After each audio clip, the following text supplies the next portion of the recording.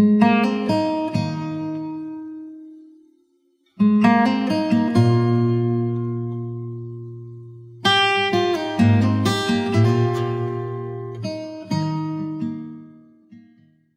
paz do Senhor para todos os irmãos. É com grande alegria que estou aqui no vosso meio, e queria dar os parabéns aos jovens. Estes coros eu não conhecia, são muito bons, são muito bonitos e, sobretudo, que falam claramente na adoração que nós devemos ao nosso Deus. Amém? E é bom nós louvar o nosso Deus. Queria também agradecer aos irmãos, transmitir saudações da igreja que se reúne em Cacia, e agradecer as vossas orações, quer pela igreja, quer também a nível pessoal. Como sabem os irmãos, eu tenho um problema degenerativo, e é pela graça de Deus e pela misericórdia de Deus que eu estou ainda em pé, ainda ando. Humanamente falando, já devia estar numa cadeira de rodas, e há dias na fisioterapia, que eu faço tratamento todos os dias. Alguém lá há um tempo me dizia: o senhor está um atleta, o senhor trabalha muito, é por isso que está assim. Eu disse: eu estou assim, não trabalho muito, mas é um milagre de Deus. E acredito em milagres, e gerou-se ali um pouco de conversa, também para o senhor me ter dado a oportunidade de testemunhar ali naquela clínica. E é para isso que nós fomos chamados, para ser o sal e para ser a luz, para falarmos das maravilhas que o Senhor opera em cada um de nós. Amém? Vamos abrir a palavra do Senhor na Epístola aos Hebreus, capítulo 12.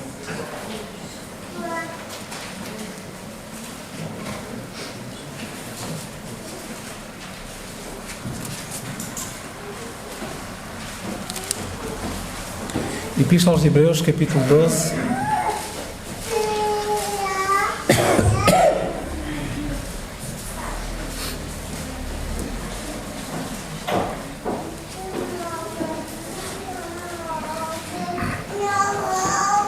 Verso 1. Portanto, nós também, pois que estamos rodeados de uma tão grande nuvem de testemunhas, deixemos todo o embaraço e o pecado que de tão perto nos rodeia e corramos com paciência a carreira ou a corrida que nos está proposta. Olhando para Jesus, autor e consumador da fé, o qual, pelo gozo que lhe estava proposto, suportou a cruz, desprezando a afronta, e assentou-se à destra e do trono de Deus. Considerai, pois, aquele que suportou tais contradições dos pecadores contra si mesmo, para que não enfraqueçais, desfalecendo em vossos ânimos. Ainda não resististe até ao sangue, combatendo contra o pecado. Já vos esquecestes da exortação que argumenta convosco como filhos: filho meu, não desprezes a correção do Senhor, e não desmaies quando por ele fores repreendido. Porque o Senhor corrige o que ama, e açoita a qualquer que recebe por filho. Se suportais a correção, Deus vos trata como filhos, porque que filho há a quem o pai não corrija? Mas se estáis sem disciplina, da qual todos são feitos participantes, sejam então bastardos e não filhos. Além do que tivemos nossos pais segundo a carne para nos corrigirem, e nós os reverenciamos, não nos sujeitaremos muito mais ao Pai dos Espíritos para vivermos? Porque aqueles, na verdade, por um pouco de tempo nos corrigiam como bem lhes parecia, mas este para nosso proveito, para sermos participantes da sua santidade. E, na verdade, toda a correção ao presente não parece ser de gozo, senão de tristeza, mas depois produz um fruto pacífico de justiça nos exercitados por ela. Versículo 11, mais uma vez. Na verdade, toda a correção ao presente não parece ser de gozo, senão de tristeza, mas depois produz um fruto pacífico de justiça nos exercitados por ela. Uma palavra de oração, mais uma vez. Senhor nosso Deus e Pai, além do que já foi pedido e agradecido, Senhor, nós te damos graças, mais uma vez, pela oportunidade e pelo privilégio de podermos partilhar a Tua Palavra. Dá-me sabedoria, Senhor, a mim e a cada um de nós esta manhã, e que o Teu Santo Espírito tenha liberdade para trabalhar em cada coração aqui presente. Nós pedimos e agradecemos em nome do Senhor Jesus. Amém. Gostaria de falar esta manhã, irmãos, sobre disciplina. A disciplina de Deus para connosco e a nossa disciplina também para com Deus. Eu recebo semanalmente um artigo dos empresários cristãos e num deles tinha um título que dizia: só o talento não chega, é preciso disciplina. Este fenómeno acontece em todas as áreas da vida. Por exemplo, o desporto. O apóstolo Paulo, nas suas cartas, como nós sabemos, e este escritor, que tudo indica seja Paulo, mas não há certeza, porque ele fala aqui numa carreira, fala aqui no versículo 1, na carreira que nos está proposta, na corrida que nos está proposta, da maratona da vida que nos está proposta. O apóstolo Paulo, como dizia, fala muitas vezes, usa esta figura do desporto para que nós possamos entender, para que os leitores pudessem entender realmente o que é o crescimento cristão, o que é o desenvolvimento, o que é a disciplina, o que é o amor cristão, o crescimento gradual da vida cristã. E, voltando ao desporto, nós vemos que acontece que muitas vezes equipas talentosas que nós conhecemos e que são do domínio público são muitas vezes em certos jogos dominadas por equipas menos credenciadas e até perdem esses jogos, às vezes troféus. Vemos também que atletas passam ao lado de uma grande carreira, atletas com talento nas várias variantes do desporto, futebol, basquete, atletismo, etc. Passaram ao lado de uma grande carreira e que inicialmente tudo apontava para que tivessem grandes carreiras de sucesso. Tinham talento, tinham todo o talento. Acontece também no mundo empresarial e profissional. Muitas vezes um vendedor nato, muitas vezes é ultrapassado por outro colega menos talentoso, mas determinado, mas mais disciplinado. Uma empresa, muitas vezes, com o seu lugar no mercado já cimentado, muitas vezes acomoda-se e a certa altura é ultrapassado por outra empresa recente, mas determinada e disciplinada.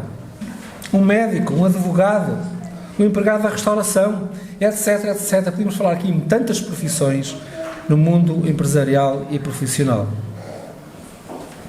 Temos um exemplo na Bíblia em que, humanamente falando, aquele confronto de Davi com Golias tinha tudo para que o Golias fosse vencedor, porque tinha o talento, tinha as armas, tinha a couraça, tinha tudo, a altura tremenda que ele tinha tudo para vencer aquele duelo. Mas nós sabemos pela Bíblia que o mais desfavorecido, humanamente falando, prevaleceu sobre aquele que era favorito. Primeiro ponto de reflexão: como é que isto acontece? Porquê é que isto acontece? Dizia nesse artigo, achei muito interessante, que a disciplina vence o talento quando falta disciplina ao talento.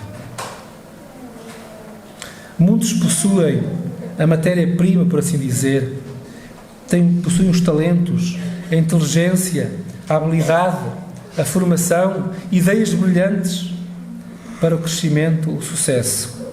E é aí que entra a disciplina na equação. E por isso Paulo usa tantas vezes, ou algumas vezes, a figura do atleta, a figura da corrida, a figura da carreira, para exemplificar da melhor forma para a nossa compreensão o que é a vida cristã. Todos nós conhecemos o Cristiano Ronaldo, todos nós conhecemos os grandes atletas. O Cristiano Ronaldo, como nós sabemos, para orgulho português, dos Tugas, apesar da sua fortuna que tem, é um homem que trabalha, é um atleta que trabalha e que não parece ter os 36 anos que tem, porque é o primeiro a chegar aos treinos, é o último a sair, continua a trabalhar, não ficou acomodado à sua carreira, aos prémios que já conquistou, mas trabalha, é um homem disciplinado, é um atleta disciplinado. E podemos falar de outros, no atletismo, etc. E estou a falar nisto porquê? Porque na vida cristã, irmãos, e da Igreja, também isto acontece. Irmãos e irmãs com talentos naturais que o Senhor lhes deu, irmãos e irmãs com dons espirituais, pelo menos um ou mais que possam ter, que o Senhor concedeu, a sua voz, as suas mãos, os seus pés, as suas ideias, a sua inteligência. Irmãos e irmãs que têm tudo, por assim dizer, para servirem o Senhor e a Igreja do Senhor. Contudo, ficam aquém. Muitas vezes passam ao lado. Não o fazem escondendo o seu talento, escondendo o seu dom, à semelhança daquela parábola que Jesus contou, dos talentos daquele homem que enterrou. E por isso, irmãos, à semelhança dos atletas, passam ao lado e o resultado é pouco ou quase nulo.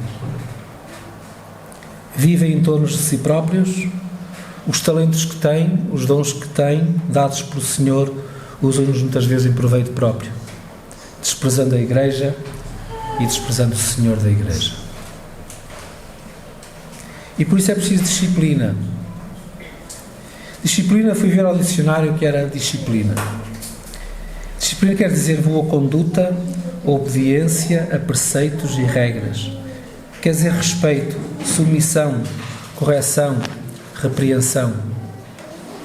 E por isso a disciplina é um ingrediente importante e chave para o crescimento e o desempenho espiritual, quer da Igreja, quer das nossas vidas. Gostaria de notar alguns 4 aspectos da disciplina. A disciplina, em primeiro lugar, meus irmãos, é prova real do amor de Deus. Notai o versículo 6 deste mesmo capítulo que nós lemos.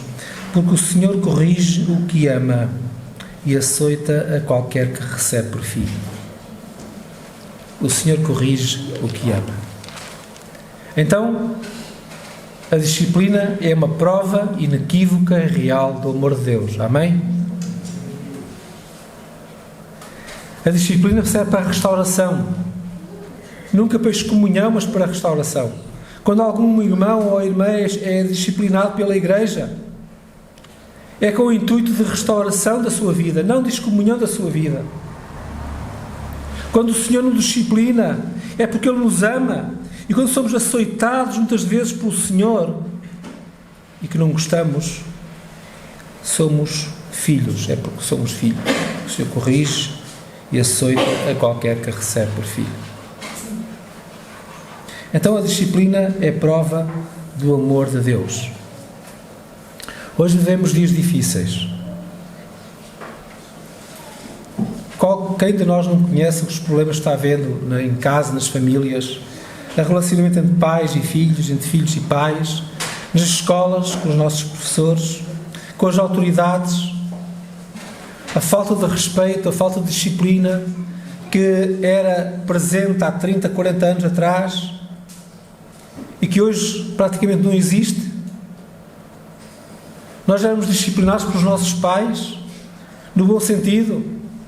E hoje, eu acredito que os pais hoje, e graças a Deus porque temos aqui tantas crianças, tantos filhos, os pais amam os seus filhos. Mas muitas vezes muitos pais, na generalidade obviamente, perderam a noção do que é o amor, porque o amor também é disciplina. A disciplina faz parte do amor e o amor faz parte integrante da disciplina. Não podem viver dissociados um do outro. Deixem-me contar uma história que aconteceu nos Estados Unidos, verídica, de um jovem. Como sabem, nos Estados Unidos da América, há as leis federais que contemplam todos os Estados Unidos, todo o território dos Estados Unidos da América, e há as leis estaduais. E a pena de morte é uma dessas leis estaduais, em que há estados com pena de morte, outros não. E houve um jovem acusado de tráfico de droga e de homicídio que foi condenado à morte num desses estados, por injeção letal. E como sabem, nesse dia a família é convidada, as autoridades são convidadas, o maior, neste caso o Presidente da Câmara do Estado, é convidado para estar presente, assim como as autoridades locais. E estava lá a sua mãe, desse rapaz, desse jovem. E a mãe chorava dizendo não, não, não, não. E foi perguntado ao jovem qual era o último desejo antes de ser aplicada a injeção letal. E esse jovem disse: eu quero ver a minha mãe, que está ali. Então a mãe veio, foi cumprido, foi-lhe dado esse privilégio, essa vontade, a última vontade, e a mãe veio, e sabem qual foi as palavras desse filho para com a mãe? Mãe, eu estou aqui porque tu nunca me disseste não. eu estou aqui porque tu nunca me disseste não. É difícil dizer não, muitas vezes aos filhos, mas é necessário dizer não. Como é importante dizer sim, também é importante dizer não. Amém? Nós ouvimos do Senhor como filhos muitas vezes não. Aliás, as 3 respostas possíveis que nós podemos ter do Senhor é sim, não ou espera. E não ficamos contentes. E por isso vamos passar ao segundo aspecto da disciplina, que a disciplina, além de ser a prova real e inequívoca do amor de Deus, a disciplina não é divertida, mas é proveitosa. O versículo 11 diz, nós vamos ler mais uma vez: na verdade toda a correção, ou seja, toda a disciplina ao presente não parece ser de gozo ou de alegria, senão de tristeza, mas depois produz um fruto pacífico de justiça nos exercitados por ela. A disciplina não é divertida. Ninguém gosta de ser disciplinado. Ninguém gosta de ser exortado. Ninguém gosta de ser repreendido. Voltando ao desporto, à figura do desporto, nós vemos muitas vezes que aqueles atletas de referência, quando estão a trabalhar para os Jogos Olímpicos, que digamos são os jogos de referência do top no mundo, onde os atletas se esforçam nas várias variantes, modalidades, para atingir os mínimos para os Jogos Olímpicos. E nós vemos muitas vezes nos treinos, há atletas que treinam 6 a 8 horas por dia, como se fosse um trabalho normal.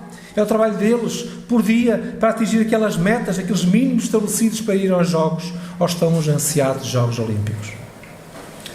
Eu tenho visto às vezes alguns treinos de atletas de referência e vejo o esgar de dor naquele rosto. Vejo aquele olhar de sofrimento, mas depois conseguem o almejado meta, o almejado tempo para ir aos Jogos, os mínimos. E conseguem, depois de muito mais trabalho ainda, conseguem superar esses mínimos. E vão aos Jogos. E têm boas provas. E conseguem, quiçá, uma medalha. Nós vemos o sorriso, o sentimento de vitória nesses atletas. Lá está. Toda a correção, toda a disciplina, ao presente não parece ser de gozo, senão de tristeza, dor por vezes, mas depois produz um fruto pacífico de justiça nos exercitados por ela. Sentimento de vitória, riso, razões para sorrir. A vida cristã também, irmãos, é assim. A vida cristã, nós não gostamos de ser repreendidos. Em primeiro lugar, por causa do nosso ego. Muitos de nós, muitas vezes, julgamos porque ocupamos um lugar proeminente, por assim dizer, porque não há lugares proeminentes. Há diversidade de dons na igreja. Há diversidade de talentos, graças a Deus por isso, louvado seja o Senhor. Mas muitas vezes aqueles que se acham proeminentes têm muita dificuldade em ouvir uma exortação, ouvir uma repreensão,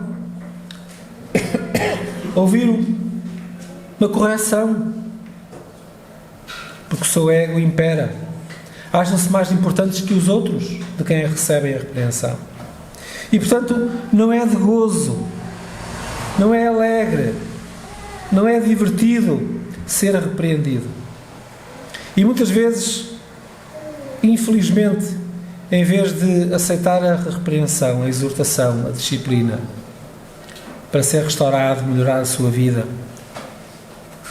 e assim viver em comunhão, intimidade com seus irmãos e com Deus, sobretudo, muitas vezes ao lugar oposto, o lugar de revolta.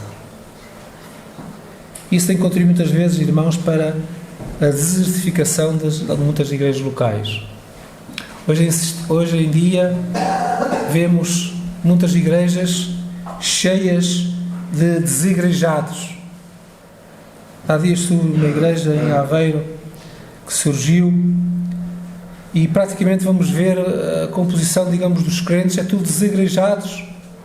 Pessoas que vieram de outras igrejas.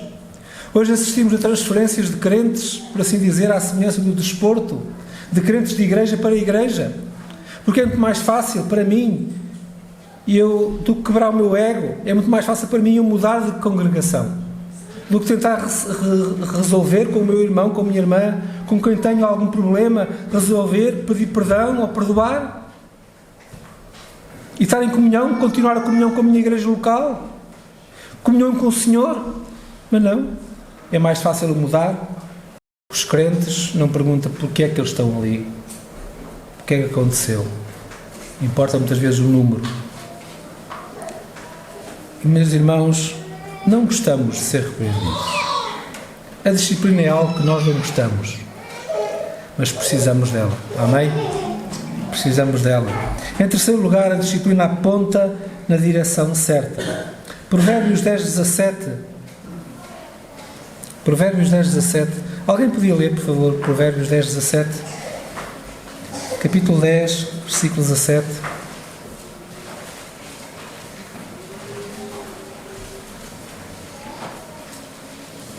O caminho para a vida é daquele que guarda a correção, mas o que abandona a repreensão. O que abandona a repreensão erra.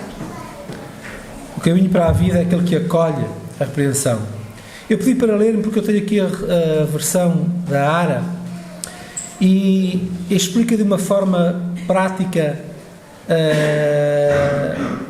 este tema. Versículo 17 do capítulo 10 do Provérbios diz, nesta versão: quem acolhe a disciplina mostra o caminho da vida, mas quem ignora a repreensão desencaminha outros. Eu mesmo achei interessante esta tradução, porque realmente esquecemos muitas vezes este pequeno detalhe. Quando erramos, quando somos indisciplinados, fazemos com que outros errem também e com que outros sejam indisciplinados. Um exemplo muito prático. Há uns anos, como sabem, ainda existe, mas agora está parado por algum tempo, o Ministério Novo Caminhar, e nós fomos a algumas igrejas, e a maior parte das igrejas nós chegávamos, íamos mais cedo para montar as coisas devidamente e prepararmos, ensaiarmos a voz, e chegávamos mais cedo. E sabem que a maior parte das igrejas, os crentes iam chegando e a maior parte dos crentes chegavam sempre em cima da hora. É apenas um exemplo. Mas fomos a algumas igrejas, muito poucas, em que nós chegámos cedo e os crentes praticamente estavam todos já ali. 15, 20 minutos, meia hora antes, houve uma que foi cerca de meia hora antes, estavam ali os crentes todos, praticamente todos. Achei interessante, porque apenas um pormenor. Disciplina. Pessoas disciplinadas. Quando vamos tomar um voo para o aeroporto, temos de estar 1 hora, 2 horas antes, porque se não estivermos, estamos sujeitos a perder o voo.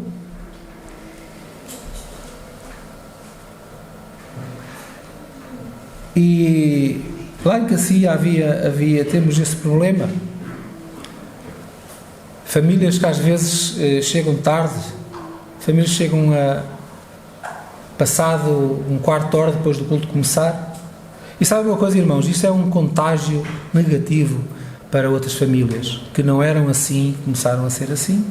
E por isso, quem acolhe a disciplina mostra o caminho da vida, mas quem ignora a disciplina ou a repreensão desencaminha outros. Já pensámos nisto? A disciplina do Senhor. Nós vemos Moisés que não chegou à terra prometida por um pequeno detalhe. Sabem qual foi? Feriu a rocha. E por causa disso ele não viu a terra prometida, viu-o de longe lá do Monte Nebo. A disciplina do Senhor. Agora podemos dizer assim, mas Moisés, bolas. Moisés era um homem de Deus. Era? Moisés era um homem de Deus? Davi era um homem segundo o coração de Deus? Um homem que tinha as suas falhas, as suas fraquezas, como qualquer homem mortal, como ser humano, como nós? Mas um homem que era segundo o coração de Deus, porque um homem que temia a Deus, que apesar do seu pecado, aquele homicídio, aquele adultério, ele sofreu a disciplina do Senhor. Apesar do seu arrependimento, apesar do seu choro perante o profeta Natã, dizendo, tu és esse homem. Ele sofreu na pele, aquele filho, fruto daquela relação, faleceu, morreu. os seus filhos. Ele foi perseguido por Absalão, que o queria matar. Coisas recambolescas que aconteceram na vida de Davi.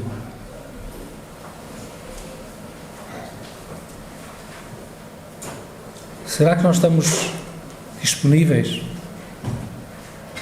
e sermos humildes para aceitar a disciplina do Senhor, primeiramente, para aceitar a disciplina dos nossos irmãos, dos nossos familiares, dos nossos pais?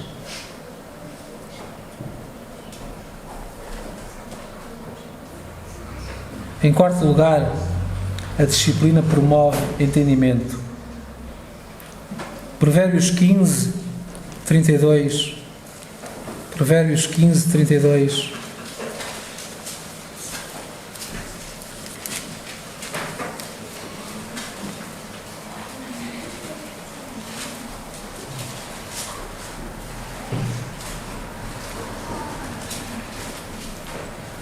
O que rejeita a correção ou a disciplina menospreza a sua alma, mas o que escuta a repreensão adquire entendimento.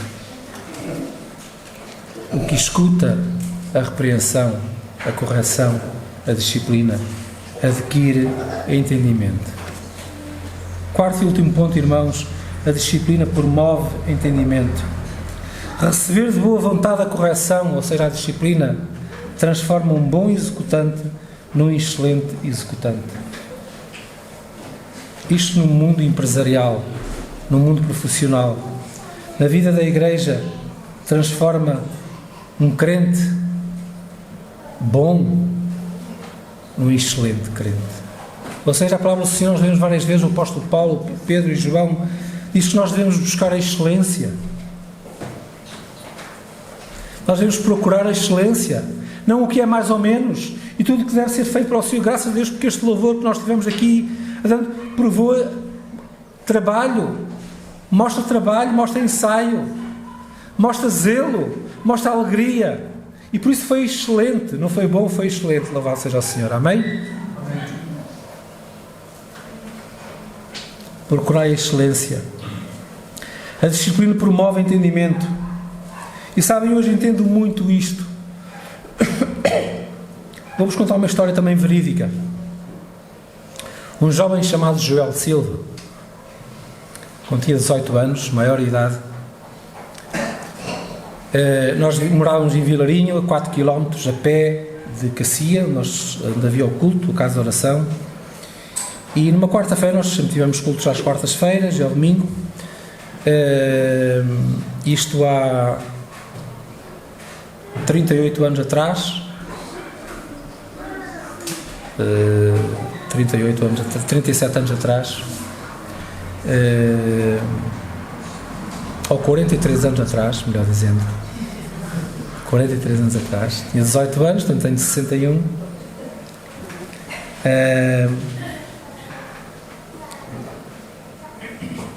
Vinha à igreja com outro jovem. Eu disse à minha mãe que vinha à igreja. A minha mãe disse ao filho: está na hora de ir à igreja, faz favor de ir à reunião. A reunião era às 9 da noite. E sabem, na altura não havia a passagem, não sei se conhecem Cacia, aqueles que conhecem, não havia aquela passagem sobre havia a passagem nível, e perto da passagem nível havia, como ainda hoje há, um café onde se juntava muita malta lá de Cacia para ver os jogos, para ver, enfim, para jogar, etc. E nesse dia jogava já não sei quem, havia um jogo importante da seleção.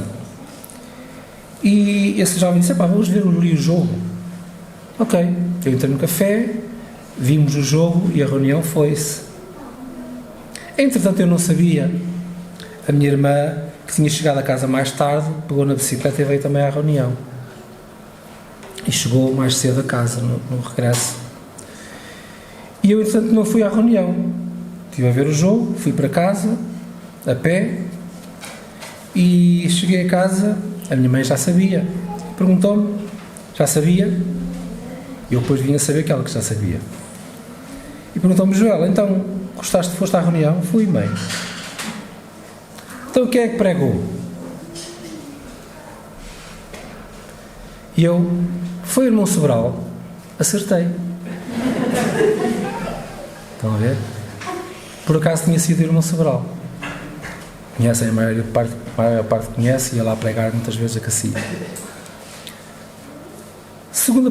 Terceira pergunta, aliás. Então o que é que ele pregou? Aí foi mais complicado. Aí comecei a gaguejar. Comecei a ficar vermelho. Então, a minha mãe, aí confessei que não tinha ido à reunião. E sabe, a minha mãe tinha lá uma colher de pau daquelas grandes.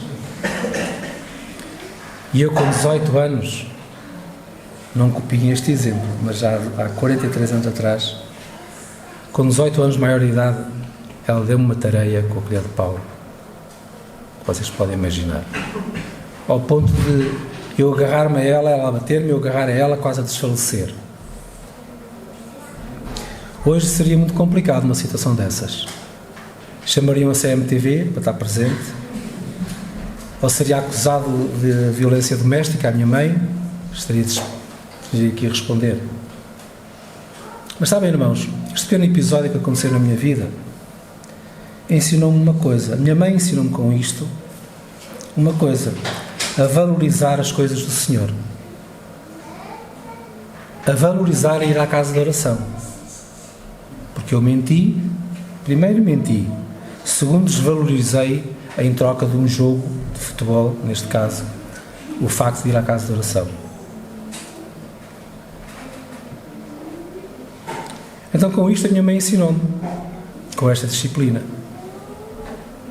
E por isso o Senhor diz aqui: porque o Senhor corrige o que ama e açoita a qualquer que recebe por filho.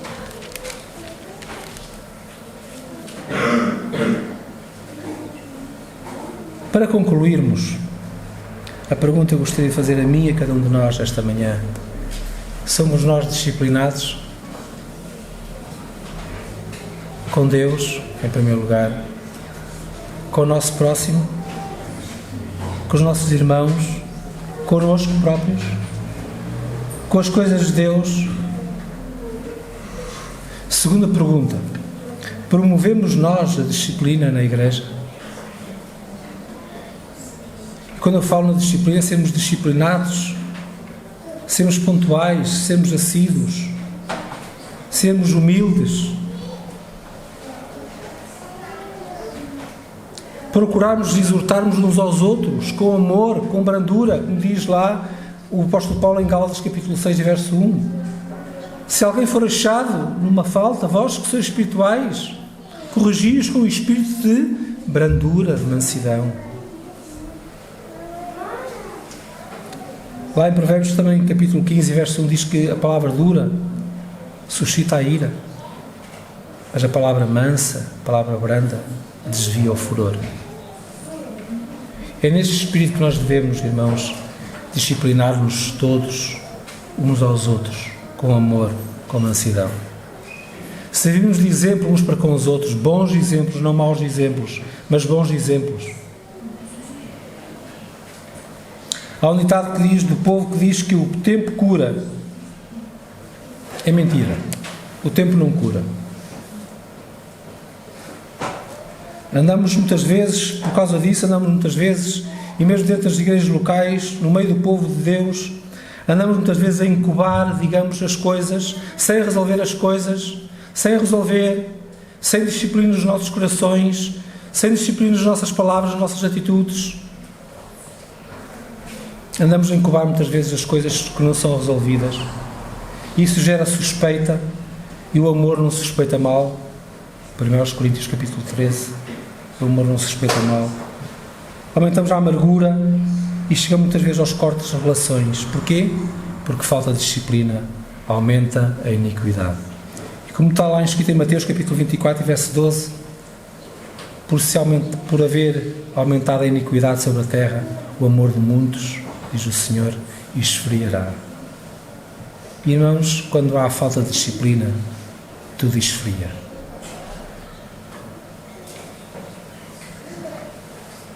Deus sempre foi e é o Deus, não um Deus, mas o único Deus, de ordem e disciplina.